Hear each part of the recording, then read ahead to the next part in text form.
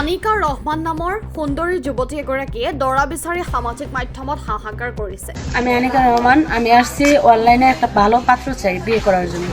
5 ওয়াক্ত নামাজ আদায় কৰা যুৱকৰ লগত বিয়াত বহিব বিচাৰে সুন্দৰী যুৱতীগৰাকীয়ে। অধিক ধন সম্পত্তি থকা সুন্দৰী যুৱতীয়ে দৰা বিচাৰি সামাজিক মাধ্যমত আপলোড কৰিলে ভিডিঅ'। আমার বাড়ির সম্পত্তি যা আছে আমি তার নামে লিখে দিব, যদিও সে ঘর জামাই থাকে। পিতৃ মাতৃহীন আনিকা ৰহমান নামৰ সুন্দৰী যুৱতীগৰাকীক লাগে এজন ভাল দৰা। আমি আসছি যে অনলাইনে ভালো একটা ছেলে পাইলে আমি বিয়ে করবো। আর আমার এইবাৰ সামাজিক মাধ্যমত দৰা বিচাৰি হাহাকাৰ কৰিছে আনিকা ৰহমান নামৰ সুন্দৰী যুৱতীয়ে।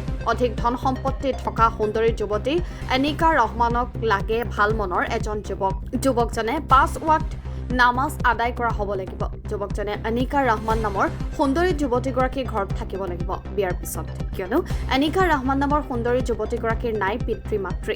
ধন সম্পত্তিৰ অভাৱ নথকা এইগৰাকী সুন্দৰী যুৱতীক লাগে এগৰাকী ভাল মনৰ মানুহ। ইটালীত কৰ্মসূত্ৰে 10 বছৰ থাকি অগাধ সম্পত্তিৰ গৰাকী হৈছে আনিকা ৰহমান।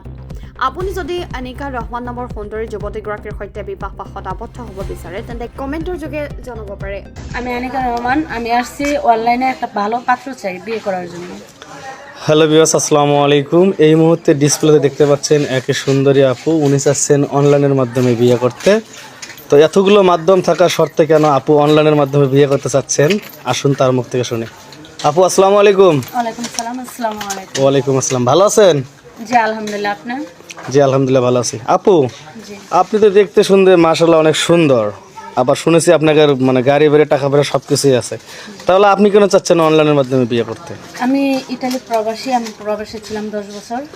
10 বছর প্রবাসে থেকে আমি বাড়িঘর করছি। তো আমার বাবা মা ভাই বোন কেউ নেই, আমি পৃথিবীতে এতিম। সেই কারণে আমি আসছি যে অনলাইনে ভালো একটা ছেলে পাইলে আমি বিয়ে করবো। আর আমার বাড়ির সম্পত্তি যা আছে আমি তার নামে লিখে দিব, যদিও সে ঘর জামাই থাকে। ও বুঝতে পারছি, মানে যদি ছেলে ঘর জামাই থাকে তাহলে আপনি তাকে বিয়ে করবেন এবং আপনার বাড়ি বা জায়গা তার নামে লিখে দিবেন। হ্যাঁ। বুঝতে পেরেছি। তো আপু আপনি ছেলে কি রকম চাচ্ছেন? আমি চাই ছেলে 5 ওয়াক্ত নামাজ পড়ুক, আমাকে নামাজ পড়ার জন্য উৎসাহ দিক। সময় দেখা যাচ্ছে আমাদের এই অনলাইনের মাধ্যমে এসব দেখার পর অনেকজনে দেখা যায় যে আমাদের বিয়ের প্রস্তাব দেয়। রিক্সা চালক, ভ্যান চালক, সিএনজি ড্রাইভার বা তোমার মতো অনেক প্রবাসী ভাই যারা প্রবাসে থাকে ওনারাও বলে আর কি, যেহেতু তুমি প্রবাস থেকে এসেছো প্রবাসীদের দুঃখ বুঝবা। তো প্রবাসীরা যদি তোমাকে বিয়ে করতে চায় তখন তো কি করবা? আমি রাজি আছি, কারণ একটা প্রবাসী কষ্টটা বুঝে, বাংলাদেশের ছেলেরা তো কষ্টটা বুঝে না। মানে বলতে চাচ্ছ একজন প্রবাসী আর একজন প্রবাসীর কষ্ট বোঝে। জি। তা প্রবাসীরা তো ঢাকা প্রবাসে গিয়েছে টাকা পয়সা ইনকাম করতে, কিন্তু তারা তো আর ঘর জামাই থাকতে চাইবে না, তখন কি করবা? যদিও আছে না কিরকম, বা অনেকের জায়গায় অনেক কিছু নাই, বা সে ঘর জামাই থাকতে চায়, থাকতেই পারে, স্বাভাবিক, কোনো সমস্যা নেই। বুঝতে পেরেছি।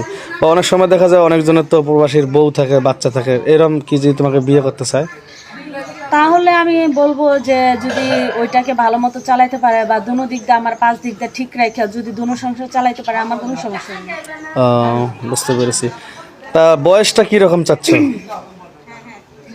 বয়স হোক তার 60 বছর বা 50 বছর, আমার কোনো আপত্তি নেই, কারণ আমি চাই ভালো একটা গার্জিয়ান বা ভালো একটা স্বামী। বুঝতে পেরেছি। তো দর্শক বুঝতেই পেরেছেন যে এই আপু আসলে কোন ধরনের পাত্র চাচ্ছে, সব কিছু বিবরণ কিন্তু দিয়ে দিয়েছে। তো যদি কেউ আপুকে বিয়ে করার জন্য আগ্রহী থাকেন অবশ্যই আমাদের সাথে যোগাযোগ করবেন।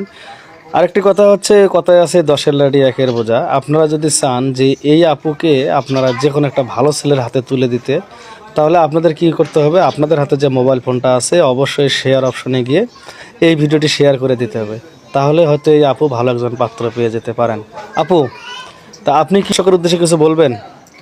আমি দর্শকের উদ্দেশ্যে বলবো একটাই, যে কে আমাকে কই থেকে দেখতেছে আমি জানি না, কে কি মনে দেখতেছে তাও আমি জানি না, কিন্তু ভাই বোন সবারই আছে।